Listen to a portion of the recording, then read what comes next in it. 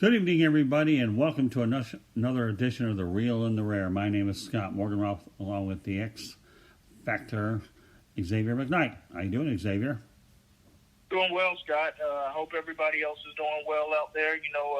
Once again, we continue to go through this pandemic, but, we feel that we're starting to see the peak, and we feel that we're starting to see the other side of things. And, once again, everybody just continue to hang in there. We're going to continue to get through this, and always remember that tough times don't last, tough people do.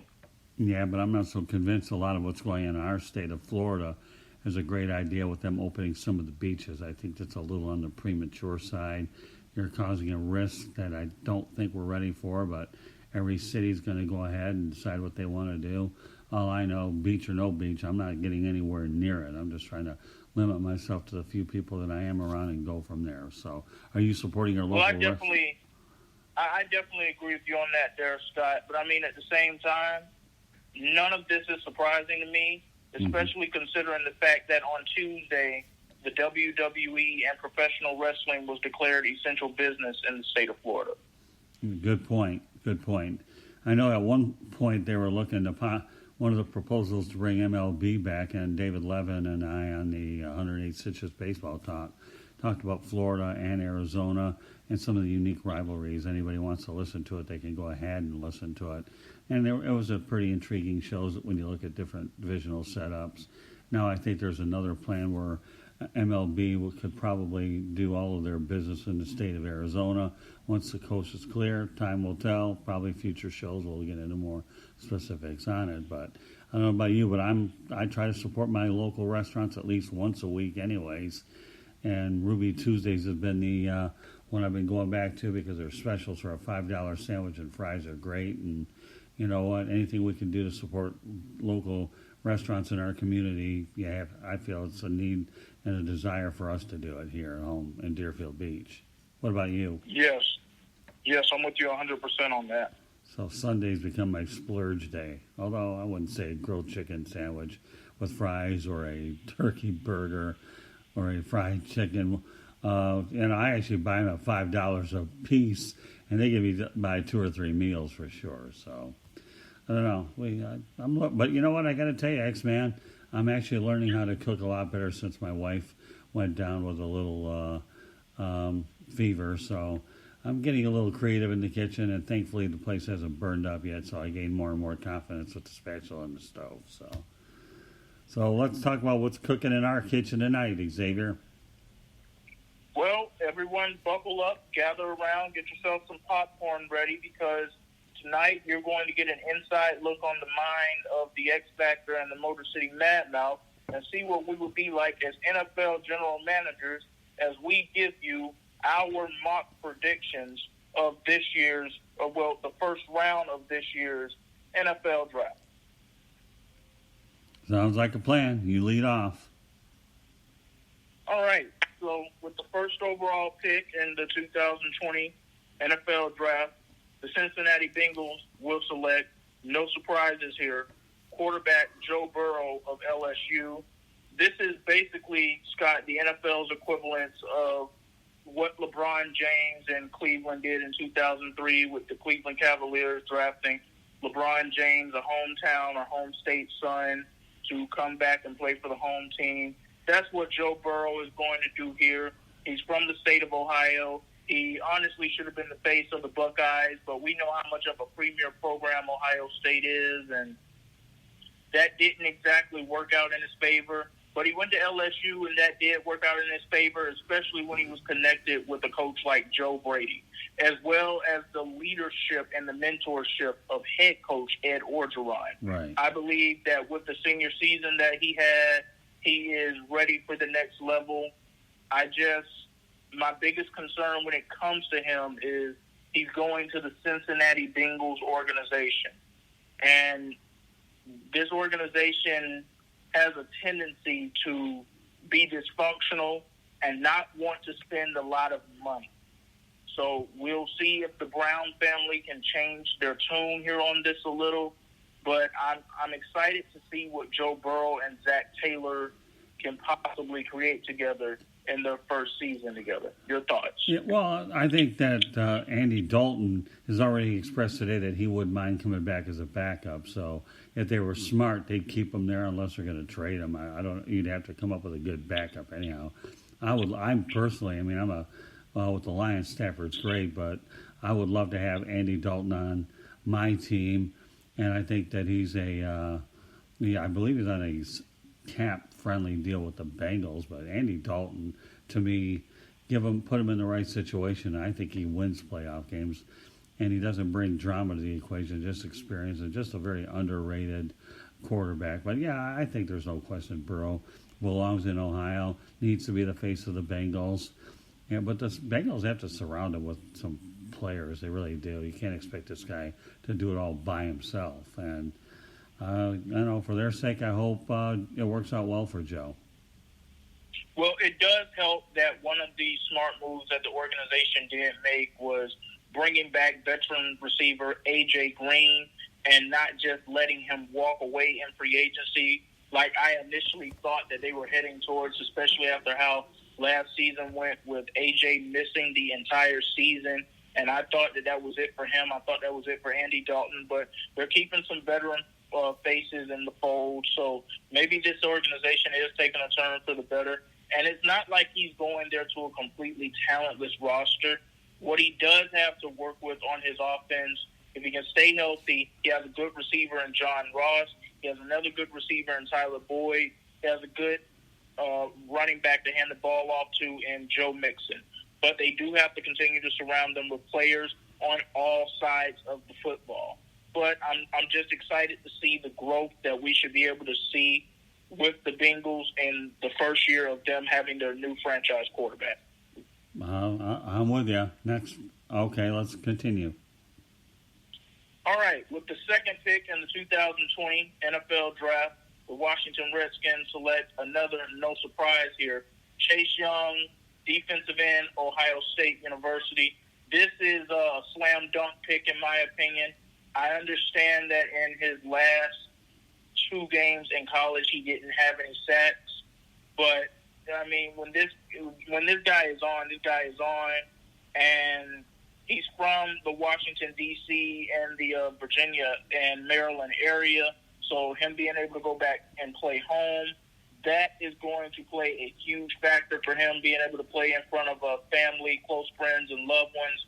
And the biggest factor in all of this for me here is if this was the Washington Redskins under the Bruce Allen regime, I would be skeptical about this decision.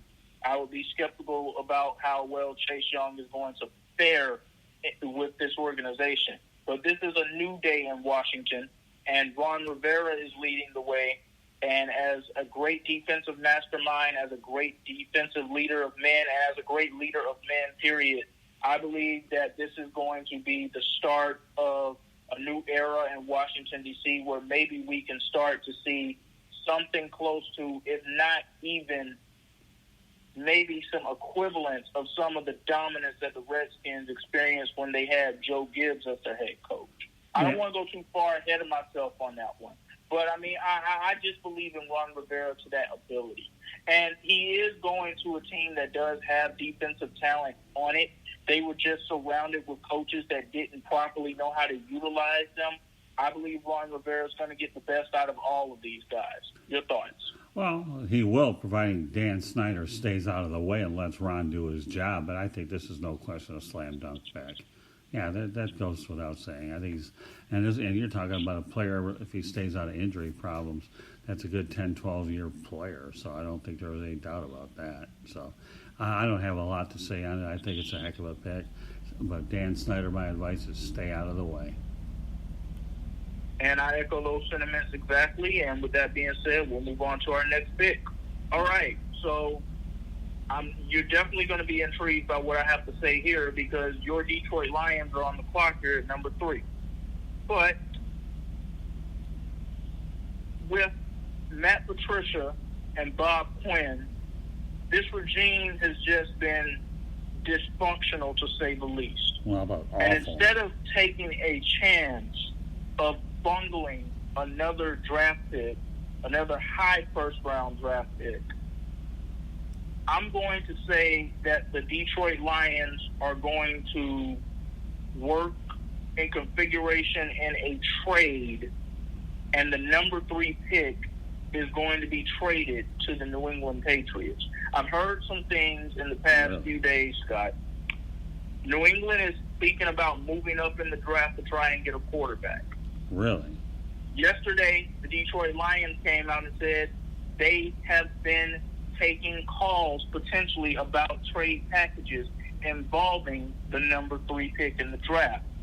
Well, the dominoes line up here. You have Bob Quinn and Matt Patricia, who are formerly of the New England Patriots. They come from that organization. Matt Patricia, who is a Belichick assistant, former Belichick assistant, also a friend of Bill Belichick. I believe they're going to figure out a way here to work out the deal. You're going to see the Patriots do something they don't usually do here, and they're going to give up multiple draft picks to move up very high in the draft to try to draft their quarterback for the future. And with that being said, the number 3 pick in the 2020 NFL Draft, the New England Patriots select quarterback Tua Tagovailoa out of Alabama. And I choose this selection just based on not only the reasons that I'm saying here with the conversations that have been had within the past few days, the rumors that are being said, there's also another play in effect here for me. There's the Nick Saban effect. And we know how Nick Saban and Bill Belichick are. We know that those are great friends, those are great confidants. They worked together in Cleveland. Belichick actually brought Nick Saban to Cleveland with him when Belichick was the coach of the Browns in the 90s before Nick Saban left to become the head coach of the Michigan State Spartans. I understand that Tua Tagovailoa has injury issues. Every team in the league understands that. There are 3 teams that have taken him off their draft boards. We don't know who those 3 teams are yet, but I don't believe the Patriots are one of them. And one of the main reasons for it, Scott, the Patriots take chances. They roll the dice. This is the same organization that drafted Rob Gronkowski when other teams didn't want to go anywhere near him. We knew he had the talent, but he had the injury issues as well. Same thing with Tua here. The talent's there, but he does have a long lineage of injury issues there. But if you bring him in and you let him sit a year behind Jarrett Stidham or maybe even Brian Hoyer, whoever the Patriots starting quarterback is going to be in 2020, I don't believe in 2020 Tua Tagovailoa will start for the New England Patriots, but I believe if you give him a year to just sit behind some vets who have been in the system, especially one like Brian Hoyer, who's been in New England a few times now, and he gets to sit in, he gets to learn the Belichick system, the Josh McDaniels offense, and he gives himself a full year to heal from his injuries. I believe the Patriots will have their quarterback for the future in Tua Tagovailoa. Your thoughts? So, very interesting. So, where do you think the Lions, how far they'll go back? That's my question to you. I don't see the Lions going into the 20s. No way. You got to understand, Matt Patricia and Bob Quinn are under fire. If they don't get them on the right track, they're gone after this year. Mrs. Ford has already said, you guys are on your 3rd year, and I better see a drastic change. And if not, then she will make a change both at the GM and the coach spot. And Matt Patricia's starting to develop such a poor reputation among everybody that leaves there. You had Jim Caldwell in before, and the team was headed in the right direction. You let a guy go who's the winningest coach since Joe Schmidt, and you let him go thinking and the franchise has regressed so badly. So if you're going to tell me that the Lions and the Patriots are going to organize, where do you think the Lions are going to pick? They got to pick in the top 10, top 5 for that matter. I'd like to see how you can figure that one out. Well, I have another surprise coming up for you as we continue to go in this round. Okay, I got to hear it. But if I had to make the pick right now as it stands, I would take the cornerback out of Ohio State, Jeff Okudah. I think that's what a lot of people are talking about. Darius Slay, they moved on from him. And this kid here is the best cornerback in ages. So I'll go play the percentages until somebody can convince me that the Lions are going to be taking a top 5 pick. Now, would the Dolphins go from 5 to 3? That's a little bit more realistic. or would the Chargers go from 6-3? That's okay. I can, because you still have an impact player in the top 5 or 6. But I don't know. I'm not so sure unless you can convince me otherwise that I'm really with you on that. So. All right. So I'm going to save my surprise for you just a little later. Just a little later, just to show you what I think the Lions will be able to do to work themselves up from the 20s to moving further back up in the draft. Okay. Especially with this extra leverage that they'll have now with some of these extra draft picks they'll be getting from the Patriots. Okay. So moving on to the number 4 overall pick with the New York Giants, I have them selecting Jeff Okudah, cornerback, Ohio State. If Jeff Okudah was to be selected by the Detroit Lions, I originally had them selecting an offensive lineman to continue to get better protection for Daniel Jones. But with a talent like this on the board, and they need help at cornerback. They need help at that position. Janoris Jenkins is no longer there. And you're trying to rebuild that Giants defense and bring that mystique back, and this will be a great building block for them to start with. Your thoughts? Well, I mean, I think that the Giants, were they connected to Simmons, I think it was, or who was the other guy that they were connected to? The Auburn player? I'm trying to remember his name. Was it Derek Brown? Yes. So, I don't know. But if Jeff Okudah slides to him, then, yeah, I guess I can see where they'd probably make a pick like that. That one's a TBD on my part. But you've done an excellent job on this broadcast throwing me some interesting curveballs, to give you that. So if your day job goes out, then you can apply for a pitcher in Sarasota or Bradenton, because you've been throwing some good curveballs tonight, Xavier. So let's move on to the number 5 pick here with the Miami Dolphins, and I have them selecting offensive lineman Tristan Wirfs out of Iowa. They could take a quarterback here, but I don't believe they have to. They still have another pick in the first round. I believe that if they choose to try to select their quarterback of the future in this round and in this draft, they can still get him later in this round. But you need help on the offensive line. And before you draft the quarterback, and even after you draft the quarterback, you have to be able to protect him. Tristan Wirfs is going to be a huge part of that. What are your thoughts on that? Well, I don't know. For some reason or another, despite the debate with Justin Herbert and Tua, my gut feeling tells me that Tua still lands with the Miami Dolphins. That's what I think. They've been interested in him for a long time, and this is a perfect situation for Tua to sit behind Ryan Fitzpatrick. The only question is where does Josh Rosen fit into all this? Is he the guy that ultimately moves up somewhere else? So I think Josh Rosen has been dealt a bad hand the first 2 years.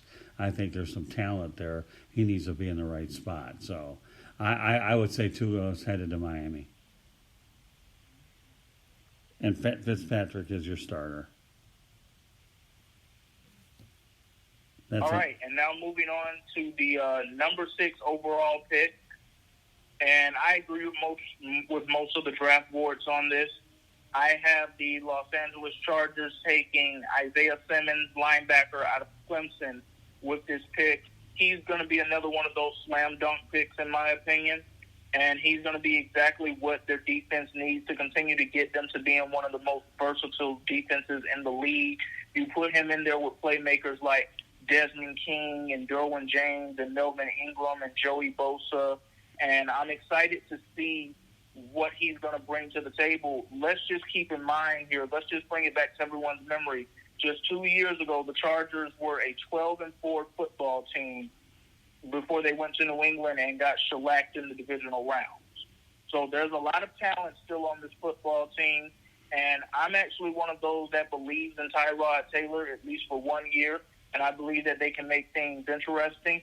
But one of the key things for them is going to be getting that defense back to the level that it needs to be. And when you have a quarterback in your division like Patrick Mahomes, you have to try to put some type of formula together to stop him. What other way to do it than adding the most versatile linebacker in the draft? Your thoughts? Well, I mean, it could be a good pick, but I still have the Chargers going quarterback, whether it's Tua or whether it's Justin Herbert, because all of a sudden you have Tyrod Taylor, but are you looking for your quarterback of the future? Bear in mind, though, a stat that I heard earlier in the week is that 40% of the quarterbacks that are drafted in the first round actually succeed. The other 60% could be a miss. So, I think you can find your quarterback in the second or third round. But, you do get every once in a while you really nail a good prospect. If you make a quarterback mistake in the first round, it sets your franchise back by about 5 years. But I either had Tua or what did I just say? Justin Herbert going in that spot. And, Tua, to me, it might be a good pick for him if the Dolphins don't, because he could put people in the stands when he's healthy in Los Angeles. But I had the Chargers going quarterback. I believe that they can select a quarterback in the later rounds. That's why I just don't see that happening immediately. Not saying that any of those guys in the later rounds, if you were to take a Jacob Eason or a Jake Fromm or maybe even a Jalen Hurts, right? I don't believe they're gonna be able to select Jordan Love. I'll say that right now. I believe he's going to be that project quarterback that's taken later on in the first round. I'll reveal where I have him going as we continue with this draft. But I believe they go defense here and they just add a playmaker. That's just where I see them going with this.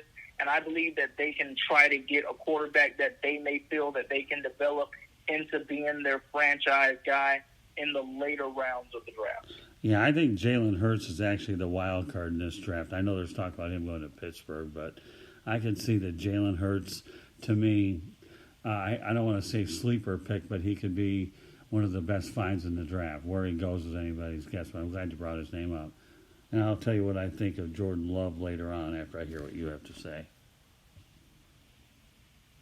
All right, so let's move on to the 7th pick in the 2020 NFL Draft. I have the Carolina Panthers taking the best defensive lineman remaining on the board, or the best projected defensive lineman remaining on the board, Derek Brown out of Auburn. We know the Panthers completely are now in rebuild mode. New coach. The owner has made it very clear that he is starting over from scratch. Teddy Bridgewater is expected to be brought in as the quarterback. He has not officially been signed to a contract yet, but we know that they completely have to rebuild. And one of the places that this team has always buttered their bread is on defense. Go back to the early 2000s, you had Julius Peppers. Go back to the last decade, you had a guy like Luke Kuechly. Well, now I think Derek Brown is going to be the potential guy that they would get to now be their defensive anchor going forward as they completely rebuild this football team. Your thoughts? Well, you're right. You've already illustrated some good defensive players that have played in Charlotte, and if he slides that far, this pick would make sense. All right, and with that being said, let's move on to the number 8 overall pick in the 2020 NFL Draft, and I have the Arizona Cardinals taking offensive lineman Jedrick Wills Jr. out of Alabama.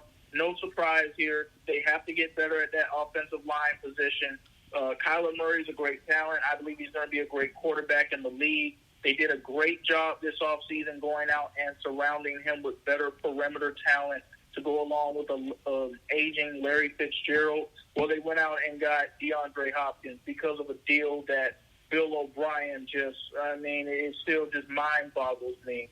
But this is what they need to really start pushing him in the right direction and showing that they are making the proper investment in Kyler Murray. No matter how versatile, no matter how well he can scramble out of the pocket, no matter how much of a dual-threat quarterback he is, you have to be able to protect your quarterback in this league.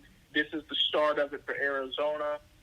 Jedrick Wills Jr. will be a part of that offensive line of the future, and we continue to see if the Arizona Cardinals can continue to develop into possibly being one of the surprise teams in the league next year. Your thoughts? Well, when you're the Arizona Cardinals and you make a great move to acquire DeAndre Hopkins, you're well on your way.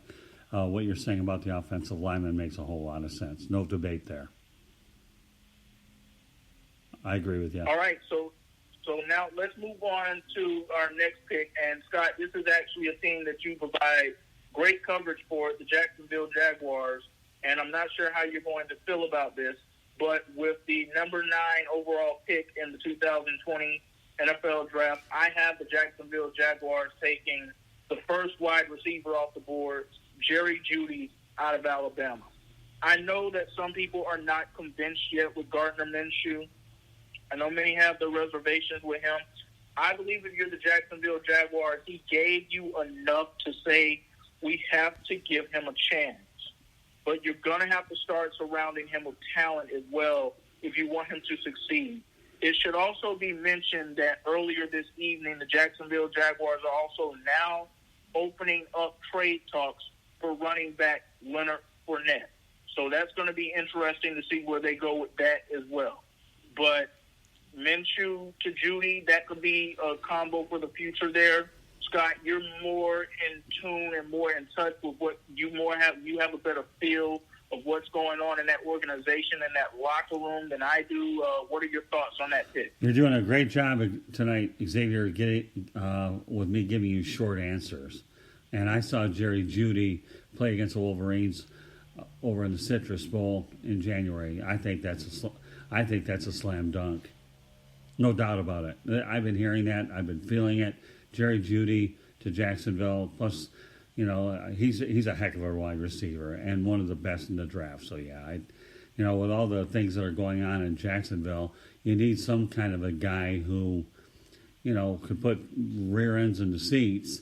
But a guy you have to surround Gardner Minshew with a really good wideout, and DJ Chark did a heck of a job last year. But I think Jerry Jeudy is without a doubt one of the best wide receivers, if not the best wide receiver.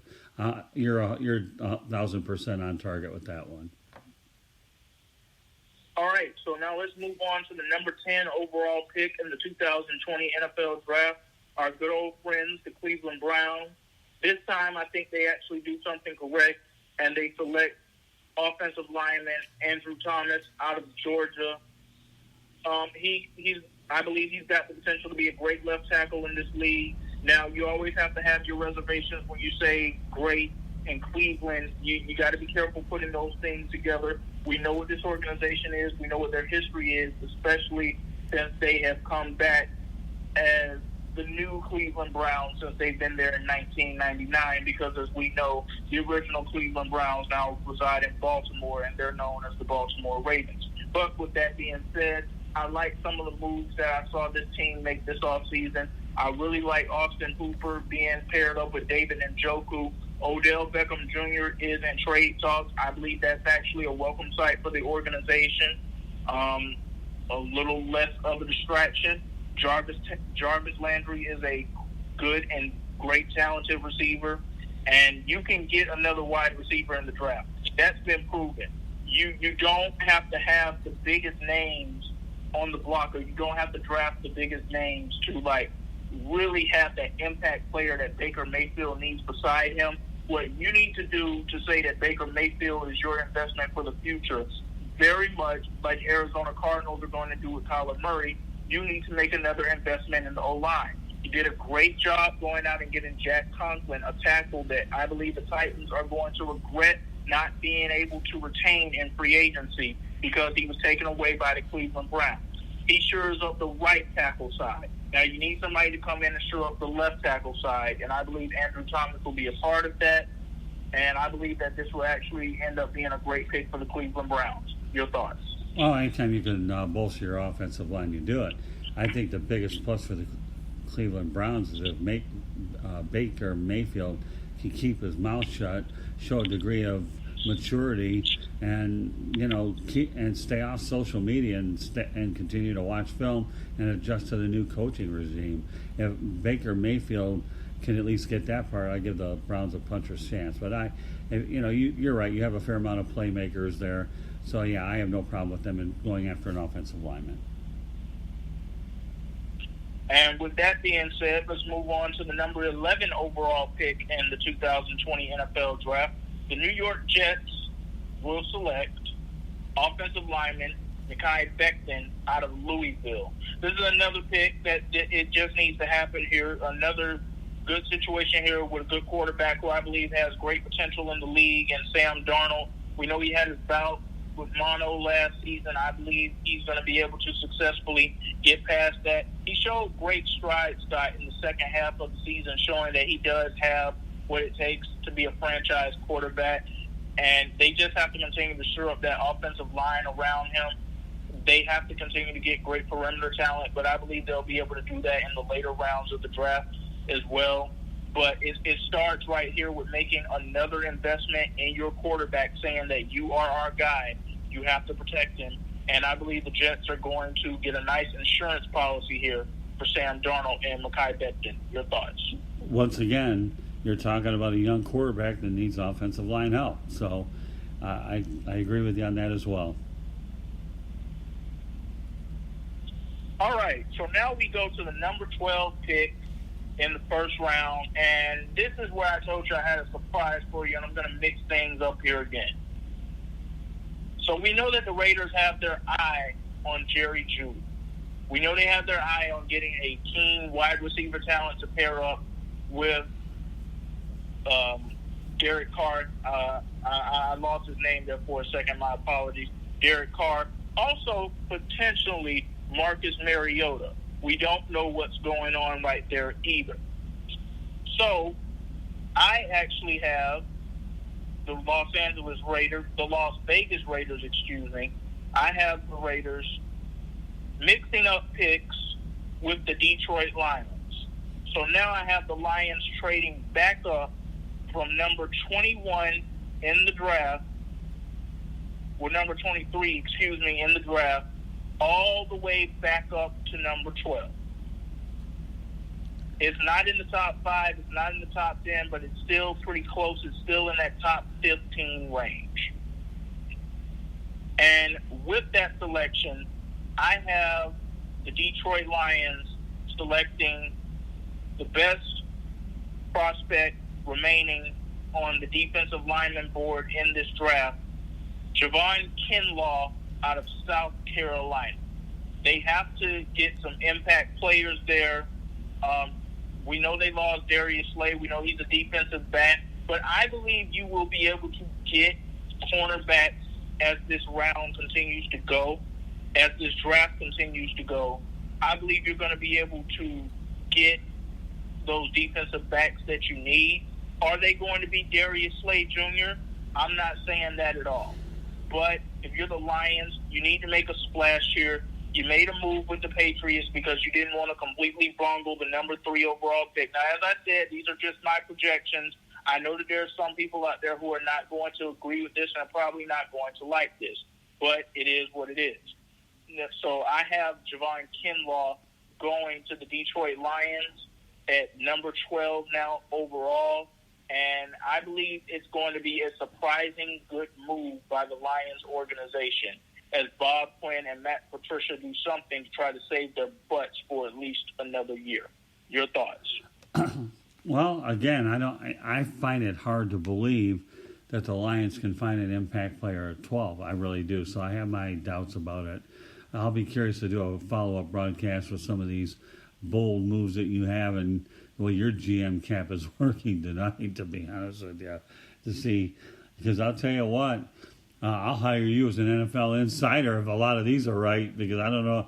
I'm just curious to find out where your sources are. I still struggle with the Lions picking at 12. I really do. So, and in terms of what the Raiders are going to do, it's anybody's guess.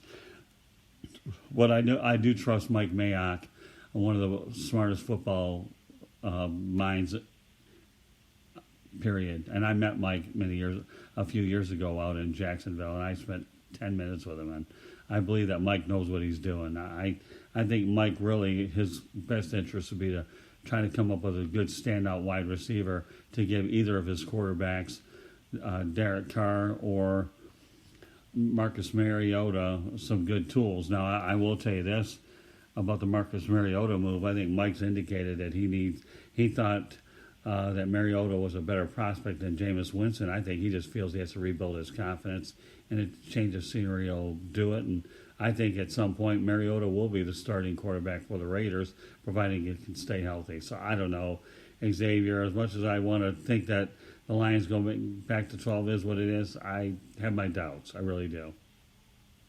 But the Raiders need a wide receiver. Yes, and one thing you know about Mike Mayock, and I know as well, just through the years that he was on NFL Network, he scouts college players very well. Oh, yeah. All throughout the first and the seventh rounds. So that's one of the reasons I have the Raiders. If this were to seriously become a possibility, I don't believe they have a problem moving down in the draft. This is a draft so far that is filled with offensive line talent and wide receiver talent that's coming up later throughout this round. But, let's just continue with the picks here.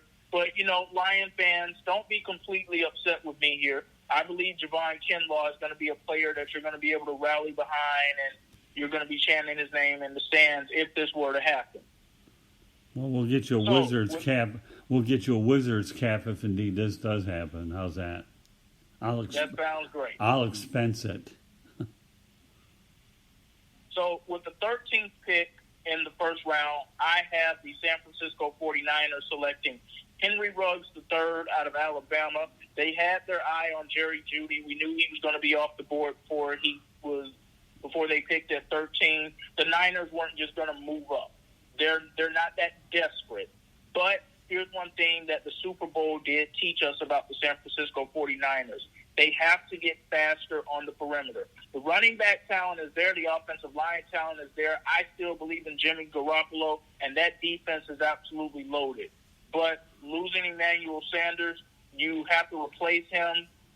What you're not going to be able to replace from him is that veteran leadership, but you have to get faster on the perimeter. And when you put Deebo Samuel out there and you line Henry Ruggs III out there on the other side to him, I believe you could potentially have a wide receiver tandem that will truly be a force to be reckoned with, because I don't believe there are many guys that will be able to keep up with them on the field. Your thoughts? Well, once again, Ruggs is another guy I saw against the Wolverines, and he was fantastic. And with Emmanuel Sanders going to the New Orleans Saints, I think that picks a slam dunk if it works out that way. Yeah, I no doubts or debates with you on that. Ruggs a heck of a player. Now let's move on to the 14th overall pick here in the first round of this draft. The Jacksonville Jaguars are back on the clock. And, Scott, they need to get a playmaker on defense. Javon Kinlaw is off the board. That's someone they had their eye on.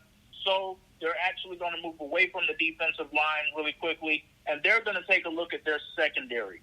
And they have to replace A.J. Bouye. They have to replace Jalen Ramsey and everything that those guys were for the few years that they were there. So they're going to get an in-state kid, and they're going to draft C.J. Henderson, cornerback out of the University of Florida. I believe that this could be a great move for this defense as they try to rebuild from what was once known as Saxonville, that is now clearly a distant memory, and they try to continue to move forward in the right direction. They spent their first-round pick in my projections on getting Gardner Minshew, a wide receiver talent that he will need for the future that could potentially be one of the deadliest quarterback to wide receiver combos in the league if everything falls out correctly. And now they have a playmaker on defense in that secondary, C.J. Henderson, who was an absolute headache for wide receivers to have to deal with in the SEC and quarterbacks to have to game plan against throughout his time there in the conference. Your thoughts? Well, David Levin predicted the exact same thing you just did. An in-state school guy that could be. So, yeah, if David says that and then you concur with him, then now you got me thinking that's exactly what it's going to be, because now I'm starting to hear it from multiple places. So I'm on board with that one. Okay, and with the 15th overall pick in this year's NFL draft, I have now the Denver Broncos, who need a cornerback as well, but C.J. Henderson's off the board. So I have them taking A.J. Terrell, cornerback out of Clemson. You line him up next to a veteran like A.J. Bouye, and Scott, I believe you could potentially have a deadly cornerback tandem on your hands again. And, you have a great head coach there in Vic Fangio, great defensive mind. I like the direction that the Denver Broncos are going in as an organization. I'm excited for what Drew Lock could potentially do as their franchise quarterback. And you have veteran stalwarts there like Von Miller. Also, before we continue, we wish Von Miller well. He tested positive for COVID-19 a few days ago. And, he says that he's doing okay, but we wish him well in his battle with this disease. And we strongly believe that he is going to come back stronger and better than ever. But we just send him our best and our thoughts and our prayers at this time. But I believe that with A.J. Terrell and now A.J. Bouye on the other side, you have the A.J. twins there. I'm excited for what Denver could build here. Your thoughts? Well, let me allude back to one other thing about the Jaguars, and I'll go on to this one. Doug Marrone and Dave Caldwell are on the hot seat as well, so they better get it right this time. Otherwise, there's no excuses. Before you had Tom Coughlin got canned, fine. Now it's up to Doug and Dave. Nobody's going to be complacent with the fact that you think you're rebuilding. Otherwise, you won't have anybody showing up in Jacksonville to see anything. So, but that's what I think. On to the Denver pick. Yeah, you definitely want to have a few good corners. And when you have a defensive coach like Vic Fangio, then I think that makes sense. Anytime you can add a player from Clemson, you do it, especially if he fits a need. Right. So, I believe we're in line here on this pick. And, like I said, it just makes sense here for Denver to go here with this election, especially when you can line this young man up against a veteran in the league who's been there, who's done it, who's been one of the top corners in the game, A.J. Bouye. It would just only help expedite his process into becoming a better player in the NFL as well. Of course, as long as he continues to do all the things that he needs to do, working hard and keeping his head in the playbook and those types of things. But I'm excited for the Broncos with this pick, and I'm excited for the future that they're building. Now, let's move on to the number 16 overall pick in the 2020 NFL Draft. And I have the Philadelphia Eagles selecting wide receiver CeeDee Lamb out of Oklahoma. To me, Scott, this is a no-brainer. The Eagles have to get better at wide receiver. That was the downfall of this team last season, with all of the injuries they had at wide receiver, from Alshon Jeffrey to Deshaun Jackson. And even though those guys are coming back, the one thing you have to keep in mind is they are older. They're only going to continue to get older. And at this point, they're brittle players because they suffered multiple injuries before the injury-riddled seasons they had last year. And if you're the Philadelphia Eagles, what we learned about Carson Wentz last year is he can still take you there. He is still a franchise quarterback. He is still capable of being one of the best quarterbacks in the game of football. But you have to get him a go-to wide receiver. And I believe CeeDee Lamb is where you go here. And when you pair him up with a quarterback like Carson Wentz, you could expedite his process into him possibly becoming one of the elite wide receivers in the game within the next few years. Your thoughts? I totally agree with you again there, Xavier. They've had injury problems at the wide receiver position. You have a young quarterback that's earning a lot of money, that's heading into his prime, that's done a lot. So it's necessary that you provide him with all the offensive playmakers possible, and I think this is a good move. All right, and now we're moving on to the number 17 pick in the draft. Philadelphia Eagles' arch rival, the Dallas Cowboys, selecting safety Xavier McKinney out of Alabama. No question about it, Scott. What the Dallas Cowboys' weakness for the past few years has definitely been at safety. Now, they're also going to have to address the issues of no longer having Byron Jones in the fold after he left to go to the Miami Dolphins in free agency. But I believe they finally addressed their needs that they need at safety as they continue to try to build this defense up under now the image of Mike Nolan, a great defensive mind in the game of football, and overall under the image of new head coach Mike McCarthy. And I believe that this is the talent that they take here as they try to get that Cowboys defense and that Cowboys secondary back to where they want it to be. Your thoughts? Position of need, Joe. And with them losing their player to Miami, there's no doubt you have to address it. So, again, I think Mike McCarthy is going to do a great job in Big D. And if that's where they've got to go for a position of need at this juncture of the first round, you definitely have to do it.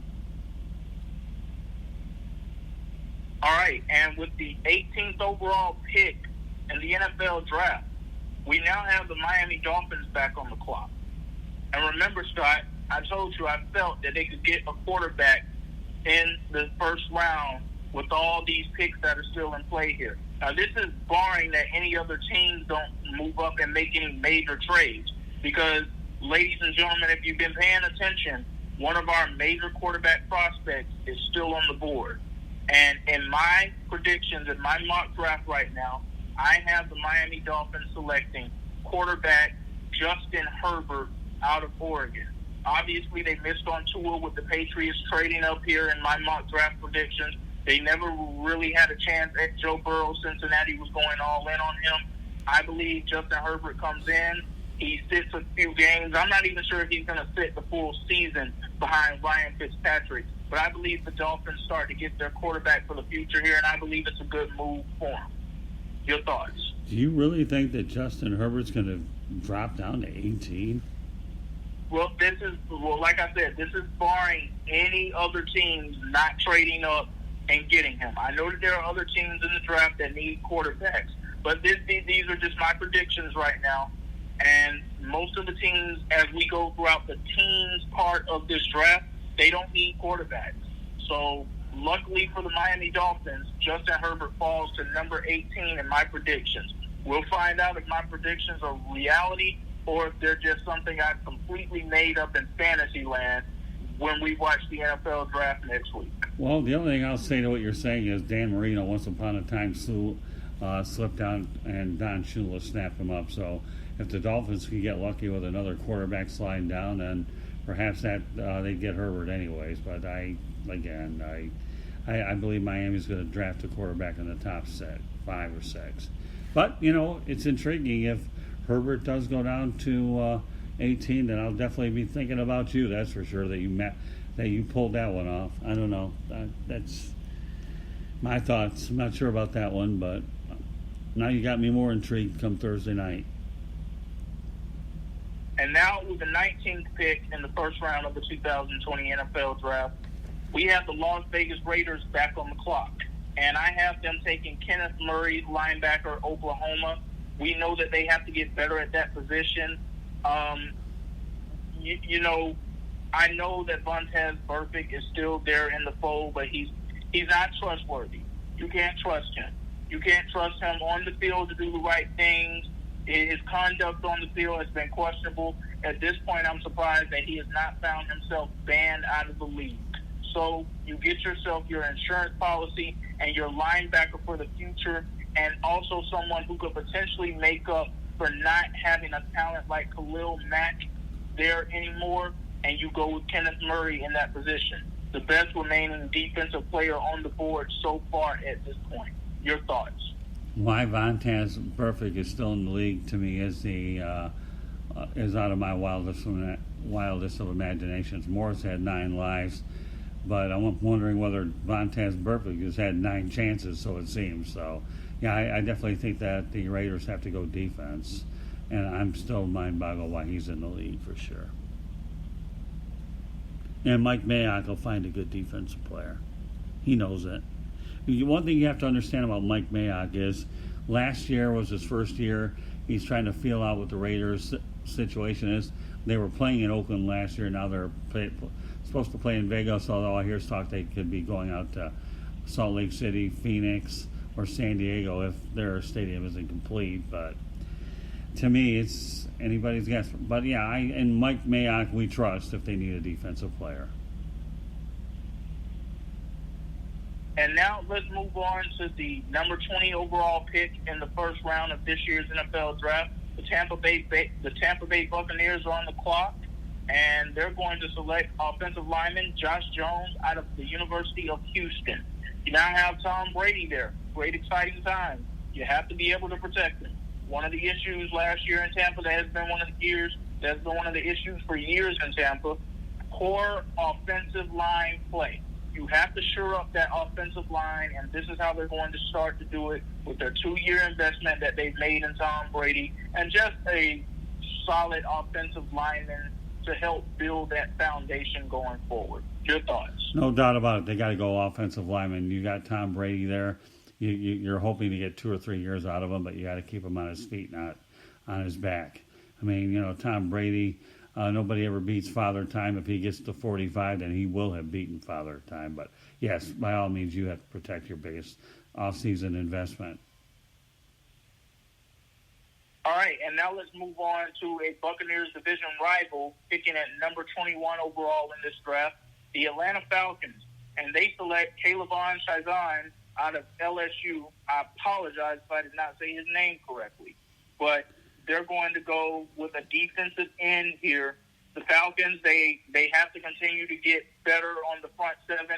They need to add a playmaker in the secondary as well, but they'll look further into the second and third round to do that as Dan Quinn gets another year to try to really get this team back together and at least close to being a playoff team again, if not close to being a Super Bowl contender again. I'm not sure if he's going to be able to do that, but they're going to shore up part of their defensive line by bringing in this defensive end to now go along with DeCarlos McKinley. And, you add him to a front seven with McKinley and Deion Jones, and who knows, you could have a good foundation in place that the Falcons will be building here. Your thoughts? Well, I mean, I'm glad that Dan Quinn retained his job when we were up in Atlanta last year to see the Jaguars. It didn't look good for a while, but the Falcons did play better down the stretch. So Dan Quinn is known for being a defensive coach, so why not work on that side of the ball? Again, you have to stop the opponents to give yourself a chance to win. So, yeah, you have to look at that move based on what their off-season moves are in free agency. They've added Todd Gurley to the running back position, so you did address that part. So, yeah, I'm with you on the Falcons going for defense. All right, and now let's move on to the 22nd overall pick in this year's NFL draft. I have the Minnesota Vikings going defense first, and they're going to draft A.J. Epinesa, a defensive end out of Iowa. I know that they have to replace Stephon Diggs, but they also have to replace Everson Griffith as well, Scott. And I believe they'll go defense first here. Mike Zimmer is a defensive-oriented coach. And one of the rules in football, you can never have too many defensive linemen. You can never have too many offensive linemen. They're going to add another defensive lineman here with Epinesa, and they're going to try to develop him into being close to what Everson Griffith was just a few years ago for the Minnesota Vikings as this organization tries to continue to move forward and build in the right direction and build on what was a playoff season for them last year. Your thoughts? Well, you're right. Mike Zimmer is known for his defense, and the big positive that you had out of the Stephon Diggs trade is you got a lot of draft choices now. Will the Vikings be smart enough to draft a lot of good players like the Dallas Cowboys did when they unloaded Herschel Walker to Minnesota? I don't know. You see where the triangle exists there. But, yeah, defense is something they have to do, but they definitely need a good wide receiver. The thing they have going for them is this is a wide receiver deep draft. So, either way would make sense to me. We'll just see. It comes down to what player that's on your draft board is there, and then if he's not, then you go the other way.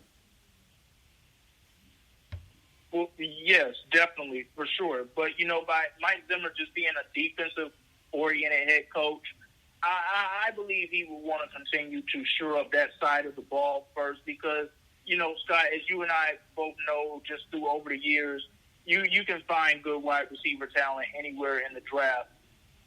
But I still do have them taking a wide receiver early in the second round of the draft, but we're not even going to get to that prediction tonight.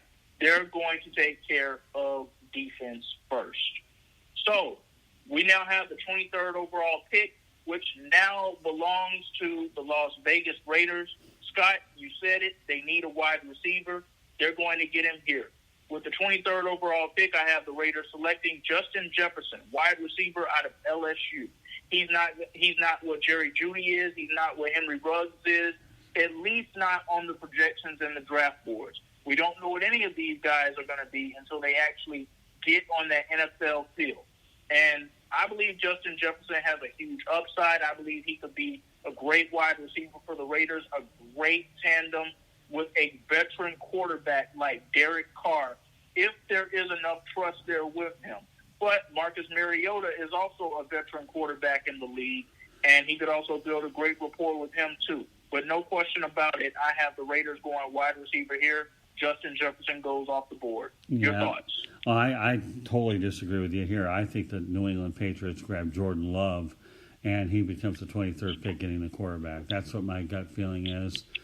And again, you know, they've been known to find quarterbacks outside of the first round, but for some reason this kid here has some pretty good skills. So I think you and I differ on this one. I think the Patriots find their quarterback. That Love goes ahead and you know, slides down to New England's direction. Bear in mind, I should point out there are some good free agent quarterbacks out there. The big question is that their price has to come down considerably. And we're talking about the draft. We don't know where the rest of the dominoes are going to go, but I'm still going with Jordan Love for the Patriots. You have him at 23. I have him at 24. Going to the New Orleans Saints with the 24th overall pick. Rumors are starting to circulate that the Saints are paying more attention to Jordan Love. They could potentially be interested in bringing him in as the heir apparent to Drew Brees. I believe that this will be Brees' last season with the New Orleans Saints. And just to be honest with you, Scott, I'm not so sure how much they actually believe in Taysom Hill as a franchise quarterback going forward. Yes, we know he does a lot of great things in that offense. Lines up at receiver, lines up at running back. He's even taking some snaps out of the pocket, has a good arm. But I'm not sure if they believe in him as a franchise quarterback. You bring in Jordan Love, he sits a year, possibly two, behind Drew Brees and gets to learn that offense. He gets to learn from a veteran, one of the greatest to ever do it in Drew Brees, gets to learn from a great play caller in Sean Payton, and just gets to go to a great football culture like the New Orleans Saints. And I believe that helps expedite his process when it is his turn to become a franchise quarterback in the NFL. Your thoughts? Well, you know, that makes sense. If you're looking to draft his successor, then why not groom for a year or two? I don't really know what Brees is thinking. I know he signed an extension, but whether he did that because it was a salary cap friendly deal to the Saints to surround more talent, I don't know. You mentioned it earlier. Emmanuel Sanders might give him the he may be intrigued about playing with him 1 or 2 years, but I don't see Hill at all being a franchise quarterback. No way. Kind of reminds me a little bit of Jim Jensen many years ago with the Miami Dolphins, where you had a later round pick, although he went really later, where you had a multifaceted player. But that makes sense that Jordan Love could go there. So, yeah, I could see that as a possibility. I do, but I think Drew Brees has 1 or 2 years left. I really do, and maybe 3. But think about it with Drew Brees. He's already signed a contract with NBC, so when his playing days are up, he's ready to go into the booth, and there you go. So if you want to talk about a smart businessman, I'll see what I've got left to play, but I've already got my next gig lined up, so why not stick around as long as I can? Not a bad job if you can get it going directly out of there. Drew Brees wanted nothing to do with it. It's definitely not. It's definitely not, and as you said, a very savvy business move by one of the more savvy players that the league has ever seen in Drew Brees. All right, so I'll move on now to the 25th pick in the first round of the draft. Minnesota Vikings are back on the clock. I said they could get their wide receiver in the second round. I meant later in this round, and they will take him here. Brandon Ayuk, wide receiver out of Arizona State. This pick makes a lot of sense to me. You have to replace Stephon Diggs. Ayuk did a lot of great things in that Arizona State offense. But also, Scott, he's a grown-up. He played 2 years in a system under a man that Mike Zimmer, I believe, knows very well, head coach Herman Edwards. So I believe that this is a huge get here. We know that Mike Zimmer is an old-school type head coach. Brandon Ayuk's already used to that, playing under someone like Herman Edwards. So I believe that this is going to be the player that they select at wide receiver with this pick in the draft, and I believe he's going to surprise some people with what he's going to be able to bring to the offense. Your thoughts? Well, again, you know, they got a boatload of picks for Stephon Diggs, so they need a wide receiver, so they can get one in the first round, a very good one. Again, how many times can I tell you that this is wide receivers? You have a lot of depth at this position throughout the draft, so I think a lot of people teams, if they're smart, will get good wide receivers. We'll see which ones actually play out. But yeah, what you're saying makes a whole lot of sense, no doubt about it. All right, now moving on to the number 26 overall pick in the 2020 NFL Draft. I got the Dolphins, and this was a tough selection for me here, but I'm actually going to have the Dolphins select another offensive lineman here. Ezra Cleveland, offensive lineman out of Boise State. Listen, you now have your franchise quarterback in Justin Herbert. You selected an offensive lineman for him earlier in the draft anyway, but you have to protect him. You have to continue to protect him. We know that the Dolphins' offensive line was absolutely crummy, even though they played hard in the last half of the season under head coach Brian Flores. I believe they take another offensive lineman here. Your thoughts? Oh, yeah, without a doubt. If there's one position you have to stockpile, it's offensive lineman. I don't care. I mean, that's all there is to it. If your quarterback is on his back, it's no good. If he's on his feet, buys time, no doubt about it. So, again, the Dolphins will find their quarterback of the future in this draft. They will, wherever they get it. But meanwhile, Ryan Fitzpatrick is still a good quarterback that's holding down the fort for a while. He really is. So, no debate there. All right, and now with the number 27 overall pick, we have the Seattle Seahawks on the board. I have them going defense here. Defensive lineman Neville Gallimore out of Oklahoma. They have to get better on that front four and in that front seven. You don't know what's going to happen with Jadeveon Clowney, who remains to be a free agent. We know Russell Wilson wants him back, but Pete Carroll has to build that defense back up. And he has to move on without Jadeveon Clowney for the time being. So I have them going Gallimore here at 27. Your thoughts? No doubt about it. You can't. Jadeveon Clowney, to find a job, needs to bring his asking price a little bit further and prove that he's worth the money he is. He's only had one season where I think he's played an entire schedule. So I just think that you're right. Seattle has to look for a good defensive player to take over for Clowney. And if you get Clowney back, then it's a bonus. Definitely no disagreements there. And moving on, the number 28 pick in the draft, the Ravens wanted to go wide receiver here, but there's some good defensive players on the board. But they're actually going to move down, Scott. They're going to move down into the second to last pick in this draft, and the Indianapolis Colts are going to move up. And they are now going to select at number 28. And they're going to go defense, and they're going to select defensive end Yetur Gross-Matos out of Penn State. I know that's not the ideal position that they would probably like to select first.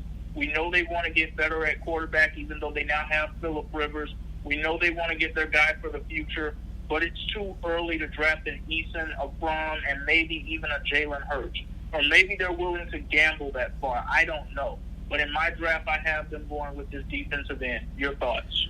Again, you have to prioritize what you need. Quarterbacks can come later. There's no question about it. If they're looking to build the defensive side of the ball, I've got no problem with it. But, again, it just depends on what they feel is the best player on their board. Forget about what position he is. It's all it comes down to when you're picking at this point. You got to go either for need or the best player available. And I personally go ahead and go best player available. If it falls into an area that you can use help, then that's a big bonus. All right, now moving on to the number 29 pick of this draft, I have the Tennessee Titans selecting safety Jeremy Chin out of Southern Illinois University. Mike Vrabel's a defensive guy. We know if it's one place they can get better at after being carved up in the AFC Championship game, it's definitely in the secondary, and I have them taking the best remaining safety on the board. Your thoughts? Well, you nailed it there, Xavier. Mike Vrabel's a defensive coach, and that's where he feels he has to build. That's too bad Matt Patricia couldn't do the same in Detroit, a good defensive coach for the Patriots, and all of a sudden that's been his worst position. But Mike Vrabel's done a good job. So, yeah, that makes a lot of sense if they can get a defensive player. No doubt about that. They certainly have their offense in pretty good shape with Derrick Henry, and then you got Ryan Tannehill. The only thing I wonder about Tannehill, whether or not is can he actually play an entire season and stay healthy, because he's had injury problems. albeit he did well and made a little bit of money, but I still have my doubts about Tannehill's durability down the road. But for now, defense makes sense for the Titans. And we're going to have a second straight defensive player come off this board at number 30. The Green Bay Packers are going to select Ross Blacklock. The Green Bay Packers, Scott, we saw them move in the right direction with their defense last season. But if it was one area where they were kind of weak at, I would say it's defensive tackle. And that's why I believe they go here. Their focus has got to be on one thing right now, and that is how do we overcome the San Francisco 49ers as well as remain on top in our division and get back to the Super Bowl where we want to be. You have to figure out a way to stop the run. That's something they could not do against the San Francisco 49ers in the NFC Championship game. It's something they couldn't do against them in the regular season game as well. And this is where I believe they try to correct their wrongs right there. Your thoughts? Yeah, well, again, no disagreement there.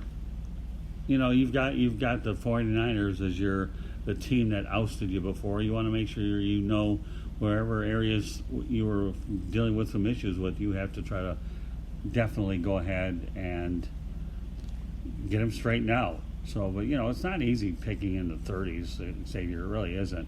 Again, it comes down to best player available or need, and I think you go with the best player wherever it's at. And with the number 31 overall pick in the NFL draft, I have the now Baltimore Ravens selecting Isaiah Wilson, an offensive lineman out of Georgia. It's not a position they necessarily need, but Scott, we've already said this multiple times throughout this broadcast. You can't go wrong picking more offensive linemen and more defensive linemen. If you can stack the deck there, that's what you do. And I believe that's what John Harbaugh decides to do here as they continue to build this team around Lamar Jackson and try to build towards getting to another Super Bowl. Your thoughts? Well, you got to bring in an offensive lineman. You remember, Lamar Jackson's one hit away from being sent into tomorrow. So I think Lamar has to make sure that he stays out of harm's way. How many times you see mobile quarterbacks, their careers get cut short because they're trying to do too many things with their legs. Robert Griffin III is one of them, and I think the list goes on and on. So, yeah, offensive lineman to me is always a safe pick, and I don't think you can never have enough of them. So if they can grab another offensive lineman, more power to them. All right, and for our final pick in this first round of our mock draft, I have the Kansas City Chiefs, and this was a tough decision, but I know they need to go defense here. In particular, I know they need to go cornerback. So I have them drafting Jeff Gladney, cornerback out of TCU. No questions about it.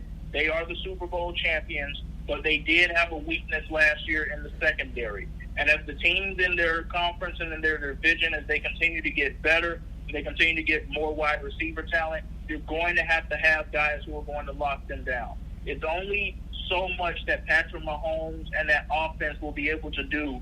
And even your defensive front seven, which came on late in the season, they can only cover up for so much. They can't make up for what's not being done in the back end. And the Chiefs try to continue their quest to becoming back-to-back Super Bowl champions by selecting Jeff Gladney with this pick. Your thoughts? Yeah, well, again, now they're in a position where they have to repeat. So, you know, once again, when you're drafting that low, if he's the best player available, then you definitely take him. You know, Patrick Mahomes had a heck of a year, but I think his upside is unbelievable. But again, Kansas City's taking that 50-year monkey off their back. They got through every obstacle on the planet, so now they're in a situation where how can we get better over a long period of time? So, again, they've done a marvelous job out there, and again, if it fits, it fits. I've covered enough NFL drafts to know that what you think you need versus who falls into your lap are totally different animals. So I got a couple questions to you then, now that we've addressed all 32 picks. A couple names that stand out for me. Where do you think Jonathan Taylor out of Wisconsin goes? I believe he's actually going to be a Jacksonville Jaguar. Really? Because I believe somehow, some way, they're going to trade Leonard Fournette. I don't know where Leonard Fournette's going to end up, but I believe he's going to be a Jacksonville Jaguar, and he's going to be a part of the new fabric of rebuilding that team and that organization. Very interesting. Okay. then what about Jalen Hurts? I have Jalen Hurts, and this is going to be interesting. I have him falling in the second round to the Indianapolis Colts. Very interesting. You put him with a quarterback whisperer like head coach Frank Wright, is some dynamic things could happen. Okay, well, I mean, I can give you 3 spots where I think Jalen Hurts could fall. 1, I could see him going to the Dallas Cowboys. 2, I could see him going to the Pittsburgh Steelers. And I think the Colts would probably make a little bit of sense, too. So, but I think he's going to be the sleeper in this draft. I really do. What about the Ohio State running back? Is it Dobbins? Yes, I have him actually falling to Tampa Bay. Tampa Bay, that's another area that they have to improve at. They don't desperately have to improve at it, but they do. You know, you can always shore up in that running back department, and I believe that he's going to be more of an insurance policy, and he could potentially be a dependable player in place, pass catching out of the backfield for Tom Brady for the next 2 years or so. We know Tom Brady loves pass catching running backs. Well, there's no question the Lions have a need at running back. Kerryon Johnson can't seem to stay healthy all year. And again, a must-win situation. You've got Matthew Stafford, who can't do it all by himself, but it seems to be the way it happens anyhow. But, you know, the Lions definitely need another good running back to try to build that ground game up and surround Stafford with a balanced offense. But the main thing we can't lose sight of is you have 2 coaching and 2 general manager positions that are seriously on the hot seat. And again, I preface back to Matt Patricia and Bob Quinn it's a make or break year, and David Caldwell and Doug Marrone are tied at the hip, and they better have each squad better win at least 8 to 10 games. They do, because it's gonna get ugly in both towns. So, any closing thoughts about this? We definitely have to do a follow up on this one and make sure whatever notes you have. I'd like you to be able to say that you were right on a lot of these. So you between now and the time we do the next Real and the Rare, it'll be called Xavier McKnight's report card. Well, definitely, for sure. Most definitely, I'm looking forward to it. I hope everyone enjoyed this show, first and foremost. I'm not sure how you all feel about me and my future of being a general manager in the NFL. We'll let this Thursday and Friday and Saturday play out to determine how that's going to go. But I believe some of these teams will be very happy with me and some of the decisions I made. Some of the other ones will probably go, well, we don't really need that guy in that position, even though he's a good player. But I don't believe I made any bad selections so far in the first round. That's what I will say. Well, for your sake, I hope you're right. I'm just glad you didn't mention the Lions trading Stafford to the New England Patriots. We know that those 2 organizations have a history of trading with one another. Don't know whether that's good or bad, or whether or not, you know, the New England players going to Detroit are going to make a big difference when you have too much connection. But, you know, we'll have at least one more year of Patriots Midwest. I had a guy on named Steve Ballestieri for PatsFans.com, and he definitely had some interesting insights as well. So I'll be curious, and in a matter of days, we're going to find out for sure what we have. So we'll know exactly where your general manager skills, but I give you a lot of credit for doing the research, and you put a lot of thought into them. So now you definitely have kept things interesting over the next 6 days or so to see how it all plays out. Are there any other sleeper picks that you want to mention before we sign off? Yes. Running back DeAndre Swift. I originally had thought about having him go to Kansas City at number 32 in the first round, just to add another playmaker in that offense. But they need to get better at cornerback first and foremost. So I have Swift falling all the way to the Los Angeles Rams. They're going to go from one Georgia running back to another. Okay. Be curious to find out. So, all right, Xavier, why don't you let everybody know how they can get a hold of you? Yes, for sure. You all can follow me on Twitter at XTMCKNIGHII. The 2 I's at the end are capitalized. You can follow me on Instagram at XMCKNIGH22. You can follow me and friend me on Facebook at Xavier McKnight. You can also follow me and friend me on LinkedIn at Xavier McKnight. All right, and on our end, you can follow my personal page on Twitter. It's Scoop, SCOOP, and then 5 threes. Count to 5 and then hit the 3s and you're good. Also at Tribune South on Twitter. We have an Instagram page at South Florida Tribune. You can like the Tribune page as well on Facebook. So we have Facebook, we have Instagram, we have Twitter, and you know, I have a lot of them. Also, you can find all of our broadcasts on the South Florida Tribune website, which is www.southfloridatribune.com.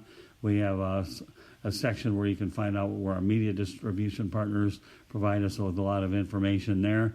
We also have columnists on there, and we also have the broad podcast section. Just, you know, let you folks know that we have 7 broadcasts on it.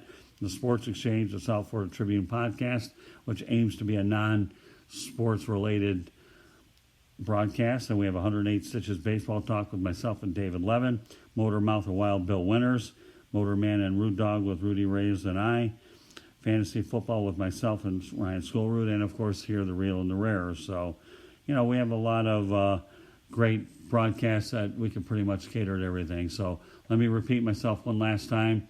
If you want to reach us on Twitter, Scoop with 5 threes at Tribune South, Facebook, like the South Florida Tribune page, and on Instagram, South Florida Tribune. So meanwhile, have a great broadcast with you tonight, Xavier McKnight, and I'm very curious to find out where a lot of your picks and trades fall into it. I know there'll be a few that stand out, but now it's just a matter of time where all the speculation is out of the way. So any closing thoughts? Yes, once again, you know, we just want to send our best thoughts and our best wishes to everyone who is going through any hardships, no matter if it's an illness, no matter if it's a temporary layoff during this pandemic, during this time. Hopefully during this broadcast we were able to be entertaining and intrigue you enough and to distract you from the reality of what we're all going through in our world right now. And also there will be another distraction on tomorrow night. We spoke about this in our previous broadcast from the last show that we did. Well, it's starting tomorrow night, April 19th, 9 p.m., ESPN, the start of The Last Dance documentary, Michael Jordan's last season with those Chicago Bulls, 1997 and 98, parts 1 and part 2. I can tell you for a fact, Scott, I'm definitely ready for it. I will be glued to my TV set. Well, all I can ask everybody to do is want to thank them for joining us tonight. Once again, you know, please be safe, stay at home, and practice your social distancing. Do what you've got to do to be on the right end of the statistic. If you like this broadcast, you can go ahead and send us an email at southfloridatribune@gmail.com. And when I get any of your comments, I'll definitely make sure that we put them on the next broadcast. And also share it, the broadcast, listen, share it, subscribe, and download it, because you definitely have a lot to work with tonight. So meanwhile, on behalf of Xavier McKnight, my name is Scott Morganroth, the Motor City Madmouth, wishing you folks a great evening and have an outstanding weekend, folks. Good night, everybody. Good night, everyone.